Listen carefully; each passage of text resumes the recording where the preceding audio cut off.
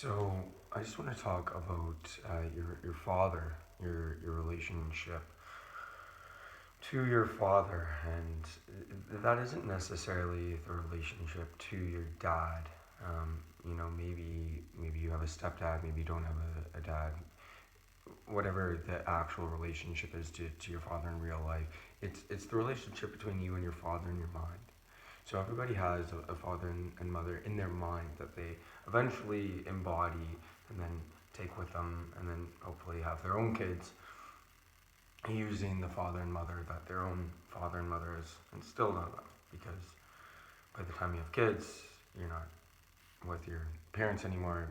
They've embodied themselves in you, imprinted themselves in you, and literally like their DNA's in you.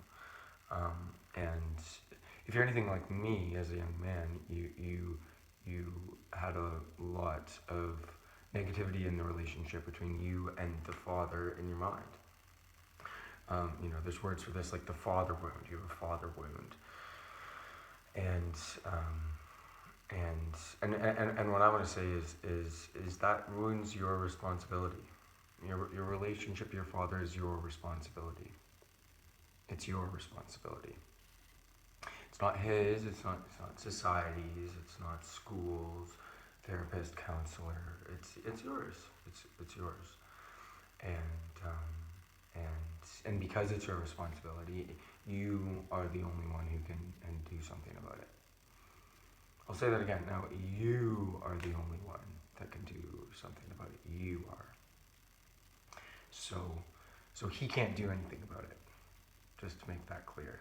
Nothing he's gonna do or be able to do, or has done, by the way.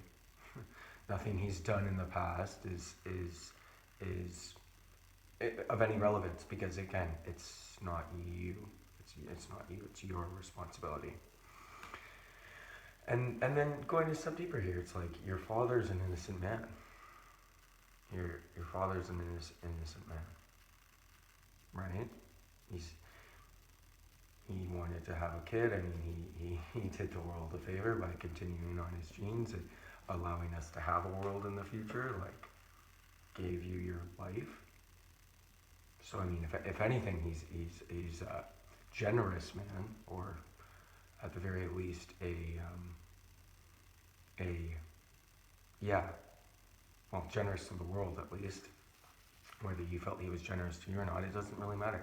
He's an innocent person. He's an innocent person who did his best. Everyone's always doing their best with what they got. That's the truth. I mean, when have you even made a mistake where you couldn't look back and say, oh, at the time, I really wasn't doing any less than the best I had, given the knowledge at the time. Sure, you can have hindsight and think you could have done better.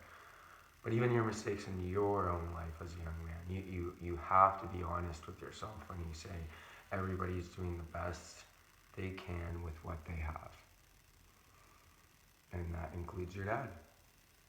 That includes your dad. And to come full circle here, why does it matter that your relationship to the father is your responsibility? Because what if it isn't? What if it isn't? If it's not your responsibility, what can you do about it? Well, even if it's partly another's responsibility, you can't do anything about it. You can't. And the kicker here is whose energy is being wasted? Whose energy is being wasted trying to change the father? Whose energy is being dumped into a bowl with a hole in it? I mean, you can't change anyone other than yourself. You know that, and that includes your father.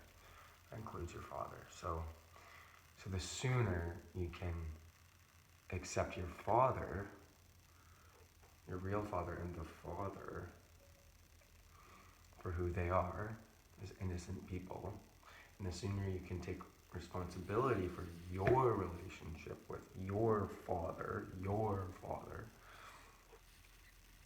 the sooner you will have 100% control, 100% responsibility, and 100% power over you and yourself, and you and your father.